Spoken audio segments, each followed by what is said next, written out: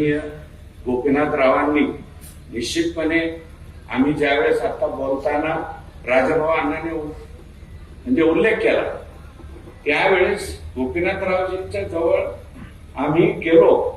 पंडितांना अध्यक्ष होते आणि प्रकाश दादा आणि मी आम्ही दोघांना जी संधी दिली त्यावेळेस आग्रहाने पंडित अण्णांनी सांगितलं होतं की हे दोघे जिल्हा परिषद सदस्य आहेत आणि हे दोघे आमदार होऊ शकतात.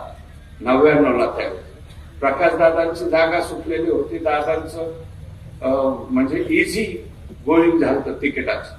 आमचं तिकिटाचं शेवटपर्यंत रांगडं चाललं आणि भाजपचा सगळ्यात शेवटी डिक्लेअर झालेला उमेदवार मी होतो. त्यावेळेस मुंडे साहेबांनी तिकडच्या 2 जागाची आलटापलटी करून ही आष्टी ही जागा ही भाजपाला सोडून घेतली आणि मी त्यावेळेस 1999ला आमदार झालो.